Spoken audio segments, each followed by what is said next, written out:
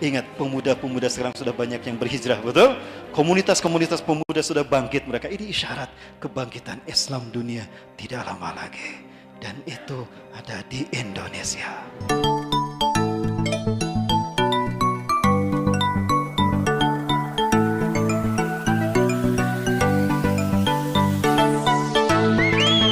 Assalamualaikum warahmatullahi wabarakatuh. Welcome back to my YouTube channel Lebas Studio. Bagi Anda yang first time di channel ini, saya ucapkan selamat datang, welcome to my YouTube channel. Selamat bergabung di channel ini. Dan bagi Anda yang telah subscribe ini channel, saya ucapkan terima kasih. Salam persahabatan, salam perdamaian, salam terumpun kepada Anda yang tengah menonton video di dalam ini channel. Dan ini merupakan permintaan daripada subscriber. Video ini berjudul Hadis tentang Merah Putih daripada Ustadz Rahmat Bekwini. Dan sebelum itu, video ini saya dapat daripada channel Al Manhaj. Seperti biasa, jangan lupa berikan sokongan dan dukungan kepada channel Al Manhaj dengan memberikan subscribe, like, share, dan juga komen guys. Tanpa basa-basi guys, ayo kita sama-sama simak video ini dengan kiraan 3, 2, 1, go.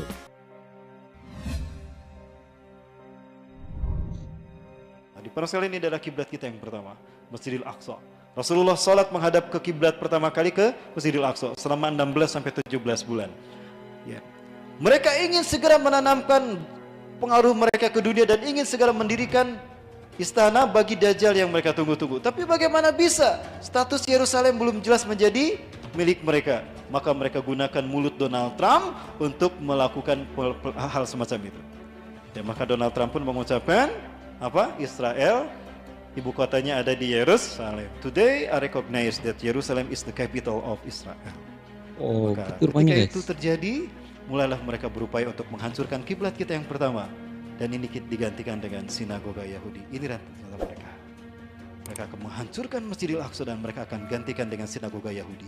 Inilah gambaran yang mereka yakini tentang istana Nabi Sulaiman. Yang dulu dimiliki Nabi Sulaiman, mereka bangun sekarang untuk Tuhan yang mereka tunggu-tunggu. Siapa? Dajjal. Oh. Nyaris sempurna. Apakah ini akan terjadi? Tidak, insya Allah. Demi Allah ini tidak akan terjadi. Kenapa? Karena ada kita Indonesia. Betulkah ada kita Indonesia? Baik, saya sampaikan bocorannya.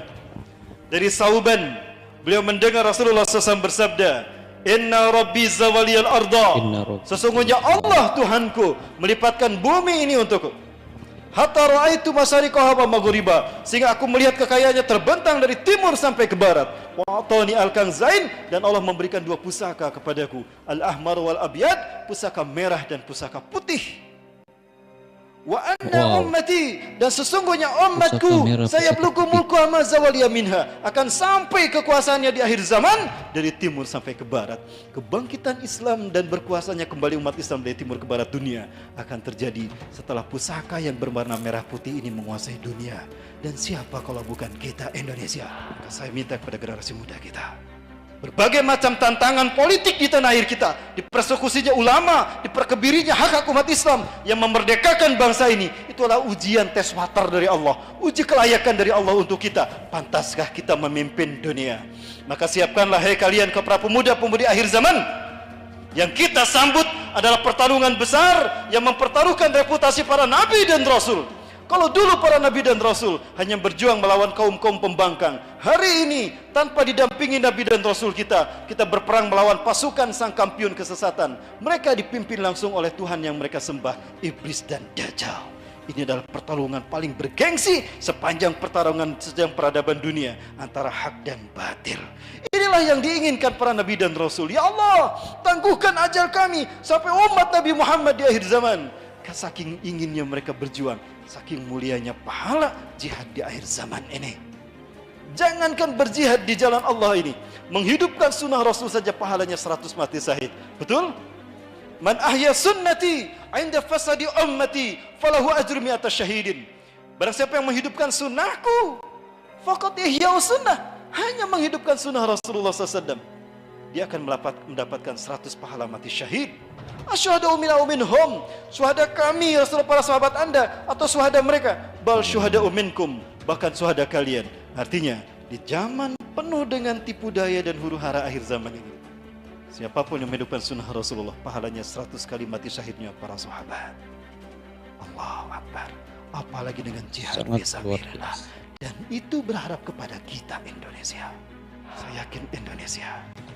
Saya yakin Indonesia. Ini yang membuat saya bangga menjadi Muslim Indonesia. Dan jika sinagoga sudah berdiri, lalu apa yang diinginkan oleh Yahudi?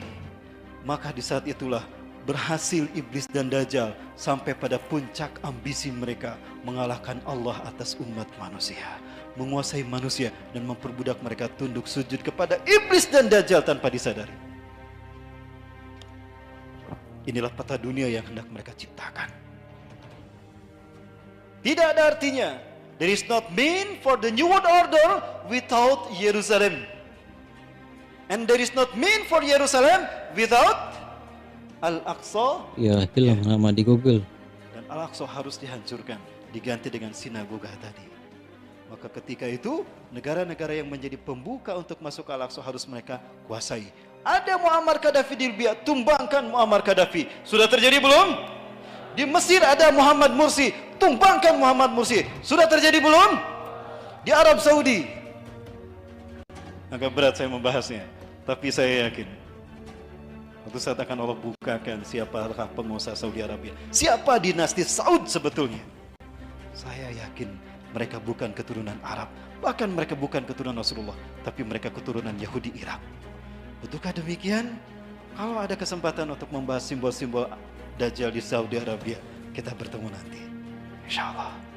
Baik, Suriah ada Bashar Assad.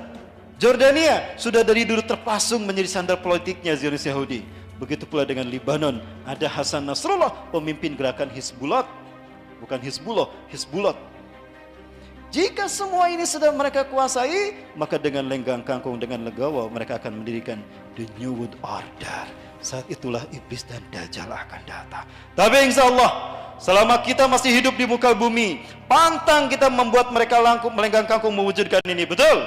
Lebih baik kita mati meninggalkan dunia dalam keadaan syahid ketimbang menyaksikan kiblat kita yang pertama hancur di tangan mereka. Allahu Akbar. Allahu Akbar. Saya rindu ingin kebangkitan, menyaksikan kebangkitan pemuda Indonesia. Ingat, pemuda-pemuda sekarang sudah banyak yang berhijrah, betul? Komunitas-komunitas pemuda sudah bangkit mereka. Ini isyarat kebangkitan Islam dunia tidak lama lagi. Dan itu ada di Indonesia. Ya. Ingat, di zaman penuh fitnah ini, umat Islam akan terbagi menjadi dua bagian.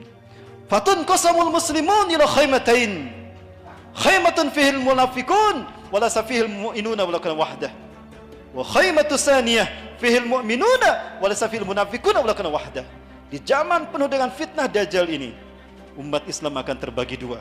Kemah kemunafikan yang tidak ada orang beriman satupun di dalamnya, dan penah orang-orang beriman yang tidak ada orang munafik di dalamnya. Hari ini sudah mulai Allah perlihatkan bagaimana Allah menyaring orang-orang yang benar-benar beriman dengan orang-orang munafik. Betul?